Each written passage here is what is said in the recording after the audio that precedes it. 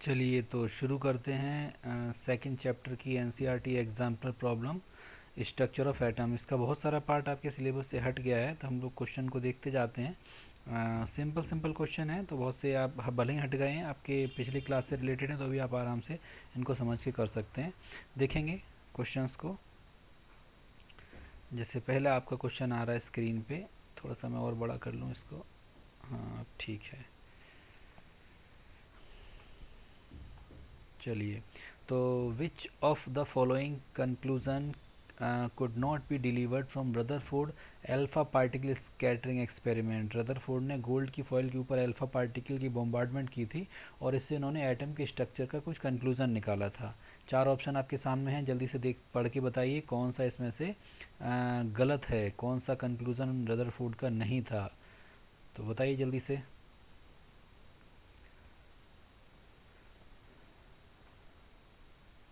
कुछ ध्यान आ रहा होगा आपको।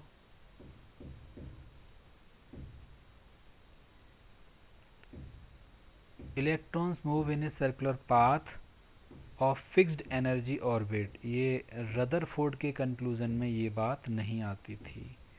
ठीक है, चलिए चलते हैं अगले क्वेश्चन की तरफ। क्वेश्चन नंबर सेकेंड, ये आपके सिलेबस का ही क्वेश्चन है। विच of the following option does not represent ground state electronic configuration of atom. Ground state को कौन सा कन्फिगरेशन रिप्रेजेंट नहीं करता है, मतलब बाकी सब करते हैं, वही एक नहीं करता होगा। तो देखो कौन सा एबनॉर्मल आपको लग रहा है, चेक करो। 1:2:2p6 3:3p6 4:3d8 सही है, ये वाला कोई दिक्कत नहीं लग रही है। 1:2:2p6 3:3p6 4:3d9। अगर आप ध्यान से देखेंगे 4:3d9, ये ऑप्शन गलत है। आपने पता है कॉपर का ये कॉन्फ़िगरेशन है, यहाँ पे डी ऑर्बिटल एक्स्ट्रा स्टेबल होने की वजह से 4s1 3d9 कर लेती है, तो यही वाला ऑप्शन आपको यहीं मिल गया सही, तो आगे पढ़ने की ज़रूरत नहीं पड़ेगी। क्वेश्चन नंबर 3 को देखते हैं। क्वेश्चन नंबर 3 में देखिए लिखा है the probability density plot of 1s and 2s orbitals are given as. 1s और 2s का एक प्रोबेबिलिटी डेंसिटी का डायग्राम दिया है। कहते हैं the density of dots in the region represent the probability density of finding electron in the region. जो dot दिख रहे हैं वो इलेक्ट्रॉन मिलने की प्रोबेबिलिटी है। अब इसमें देखिए क्वेश्चन इसके बाद से ये स्टार्ट करते हैं। क्वेश्चन में देखिए क्या कह रहे हैं, on the basis of above diagram which of the following statement is incorrect. कौन सी बात इसमें से गलत है आपको बतानी है। तो कह रहे हैं कि 1s and 2s orbital are spherical in shape, तो वो हमें दिख रही हैं स्फेरिकल हैं, तो ये बात सही है। Probability of finding the electron is maximum near the nucleus, तो न्यूक्लियस के पास ही ज़्यादा होती है। आप देखो देख सकते हो कि जो डॉट हैं वो देखो न्यूक्लियस के पास ज़्यादा बने होंगे। देखो डॉट सारे न्यूक्लियस के पास ज़्यादा बने हैं, इसका मतलब न्यूक्लियस के चारों तरफ इलेक्ट्रॉन मिलने के चांस ज़्यादा हैं। फिर कहते हैं probability of finding electron at a given distance is equal in all direction. Spherical है तो ऑल डायरेक्शन में डिस्टेंस तो इसकी इक्वल होगी, ये बात भी सही है। Probability density of electron from 2s orbital decreases uniformly as distance from nucleus increases, तो ये बात गलत है। यूनिफॉर्मली तो नहीं डिक्रीज करती है, आप देख सकते हो डायग्राम में यहाँ पे नोड और एंटी नोड बनते हैं, तो यूनिफॉर्मली डिक्रीज नहीं करती, पहले डिक्रीज करती है उसके बाद फिर से इंक्रीज करने लगती है। So fourth option will be your correct answer. चलते हैं अगले क्वेश्चन की तरफ। क्वेश्चन नंबर 4 देखिए ध्यान से, आपकी स्क्रीन पे आ गया, जल्दी से पढ़िए। विच of the following statement is not correct about the characteristics of cathode ray. हालांकि अभी के सिलेबस में कैथोड रे हट गई हैं, तो अभी आप कह सकते हो आपके में नहीं होगा, फिर भी आप इस बार पढ़ के आंसर देने की कोशिश कीजिए, शायद आपको आ जाए।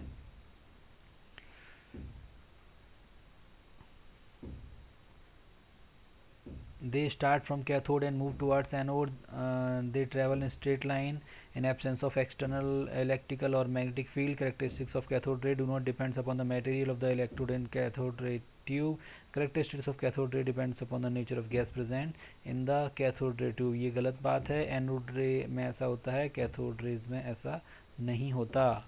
क्वेश्चन नंबर 5 पर आ जाते हैं, पढ़िए इसको और इसका आंसर फाइंड आउट कीजिए। कौन सा होगा, विच of the following statement about the electron is incorrect. ये आपके सिलेबस में काउंट कर लिया जाएगा। कौन सा स्टेटमेंट इलेक्ट्रॉन के लिए गलत है, it is negatively charge particle, आपको पता है नेगेटिव ही होता है। The mass of electron is equal to mass of neutron, थोड़ा सा अंतर होता है मास में, ये बात थोड़ी गलत लग रही है। It is basic constituent of all atom, सही बात है, सारे एटम में प्रेजेंट होता है। It is constituent of cathode ray, ये बात भी सही है, सेकेंड वाला ऑप्शन आपका करेक्ट मान लिया जाएगा। क्वेश्चन नंबर 6 पे आ जाइए जल्दी से। क्वेश्चन नंबर 6 में कह रहे हैं which of the following properties of an atom could be explained correctly by Thomas model of Thompson model of atom. तो थॉमसन मॉडल ऑफ एटम से कौन सी चीज़ करेक्टली बताई गई और वो आपको बताना है।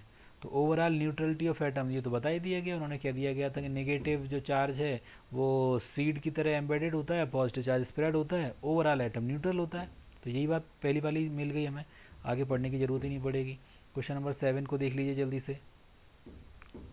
To atoms are said to be isobar. Isobar किनको कहते हैं? आइसोटोप और आइसोबार आपने पढ़ा है 9th क्लास में भी। आइसोटोप माने जिनके मास सेम हो, आइसोबार मतलब जिनके एटमिक मास जो है वो इक्वलाइज हों। तो आपको राइट आंसर पता चल गया। Sum of number of proton and neutron is same but the number of proton is different. Fourth part आते हैं क्वेश्चन नंबर 8 की तरफ। देखिए छोटा क्वेश्चन है, number of radial node for 3p orbital. Radial node पूछ रहे हैं 3p ऑर्बिटल के लिए कितने हो जाएंगे। तो आपको आंसर अगर आता है तो जल्दी अपने दिमाग में सोचिए, फिर मैं बताता हूँ। 1 हो जाएगा, केवल एक रेडियल नोड होगा इसमें।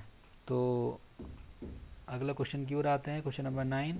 नंबर ऑफ एंगुलर नोड, दो तरह के नोड होते हैं, रेडियल और एंगुलर। उनके फॉर्मूला मैंने आपको बताया था नोट्स में, अगर आपको ध्यान हो उसी से कैलकुलेट करना है। क्वेश्चन नंबर 9, तो बताइए जल्दी क्या आंसर लग रहा है आपको। 4d ऑर्बिटल के लिए 2 नोड निकल के आएंगे, आप कैलकुलेट करेंगे n-l-1। आगे चलते हैं। Which of the following responsible to rule out the existence of definite path और ट्रेजेक्ट्रीज ऑफ इलेक्ट्रॉन। ये रेस्पॉन्सिबल है रूल आउट करने के लिए एग्जिस्टेंस ऑफ डेफिनिट पाथ की, इलेक्ट्रॉन डेफिनिट पाथ में चल रहे हैं। इसके लिए कौन सा रूल बताया गया था? आप एक बार इसको सोचिए दिमाग में जल्दी से, क्या होगा इसका आंसर क्वेश्चन नंबर 10 का। हाँ जी, तो आपने आंसर का अंदाज लगा लिया होगा क्वेश्चन नंबर 10 का। तो ये हो जाएगा आपका हाइजेनबर्ग्स अनसर्टेनिटी प्रिंसिपल। इसी में जो ट्रेजेक्ट्रीज जो था उसके बारे में डिस्कशन किया गया था। Now come to question number 11। Total number of orbital associated with third shell will be. Third shell में नंबर ऑफ ऑर्बिटल्स कितनी हो जाएंगी, कैलकुलेट कीजिए आपने जो फॉर्मूले पढ़े हैं उनसे। थर्ड शेल में नंबर ऑफ ऑर्बिटल्स, तो ये कैलकुलेट कर लिया, 9 थर्ड शेल है।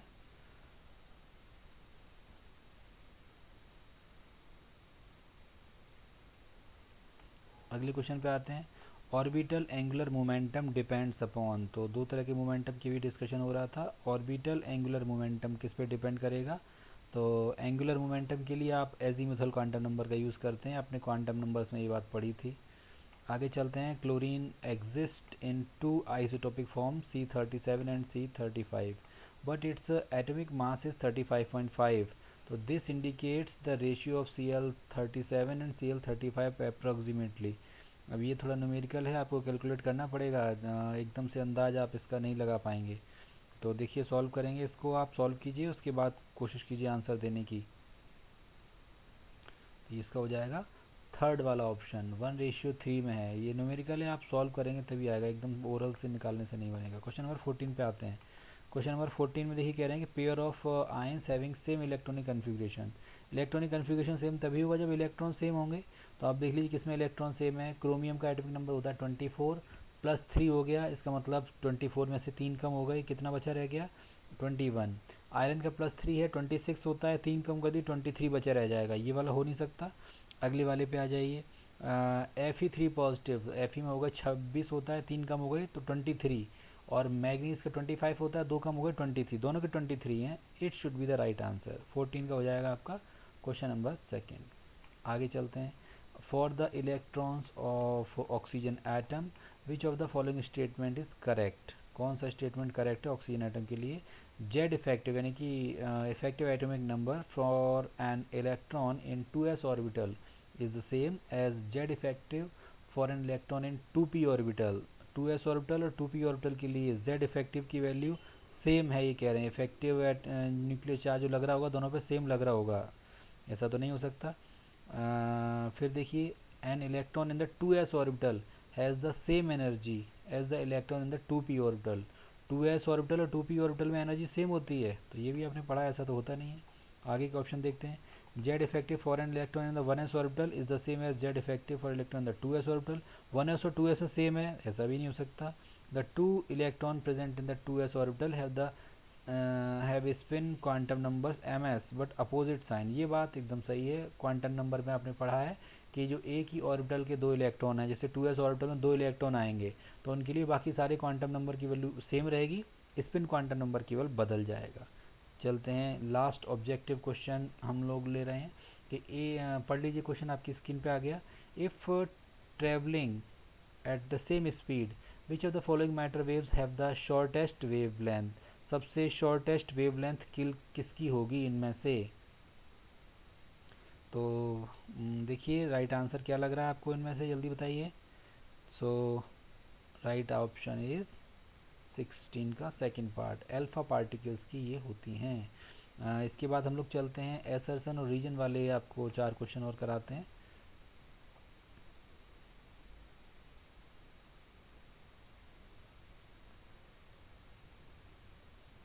मैच द फॉलोइंग वाले आपके क्वेश्चन एग्जाम में नहीं आएंगे, एसर्शन रीजन वाले आएंगे। आपके सामने ये क्वेश्चन एक आ गया है, क्वेश्चन को पढ़ लीजिए एक बार से, फिर उसके बाद मैं इसको डिस्कस करता हूँ।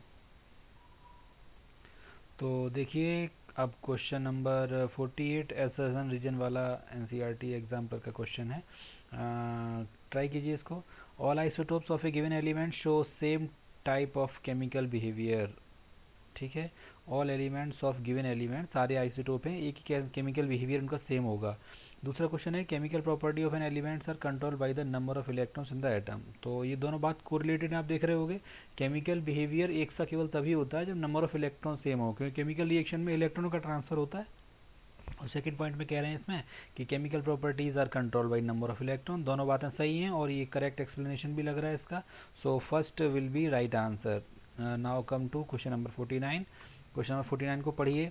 कह रहे हैं कि black body is an ideal body that emits and absorb radiation of all frequency. ऐसी बॉडी होती है ब्लैक बॉडी जो सारे रेडिएशन को एब्जॉर्व कर सकती है और इमिट कर सकती है। फिर कह रहे हैं कि the frequency of radiation emitted by a body goes from a lower frequency to higher frequency with an increase in temperature. The frequency of radiation emitted by body goes from lower to higher frequency with an increase in temperature. Temperature dependent होता है, ऐसा ये कहना चाह रहे हैं इस question में। तो देखिए पहली बात जो है वो ये तो सही है, ब्लैक बॉडी की डेफिनेशन एकदम सही दी है और ये बात सही तो है, लेकिन कोरिलेट नहीं कर रही है इससे बिल्कुल भी। इसका मतलब ये लग रहा है कि इसका जो आंसर होगा ये सेकंड वाला होगा। आते हैं क्वेश्चन नंबर 50 पे, लास्ट क्वेश्चन इस वीडियो का आपके लिए। It is impossible to determine the exact position and exact movement of an electron simultaneously. Heisenberg का अनसर्टेनिटी प्रिंसिपल है, आप समझ सकते हो इसको। The path of an electron in an atom is clearly defined. Path clearly defined होता है, Heisenberg इसके लिए तो मना ही करता है कि कुछ एग्जैक्ट पोजीशन या एग्जैक्ट उसकी वेलोसिटी पता नहीं चल पाएगी, तो मतलब पाथ उसका एग्जैक्ट होता तो पता चल जाती, तो एग्जैक्टली डिफाइंड तो नहीं है पाथ। इसका मतलब ए सही है लेकिन आर गलत है। 50 विल बी राइट आंसर। सो इस वीडियो में सिर्फ इतना ही, अगले वीडियो में हम लोग नए चैप्टर के साथ फिर मिलेंगे। तब तक आप इस चैप्टर को तैयार कीजिए। वीडियो पसंद आया हो तो इसको लाइक कीजिए और अपने दोस्तों के साथ इस वीडियो को शेयर कीजिए, चैनल को सब्सक्राइब कर लीजिए। Thank you very much.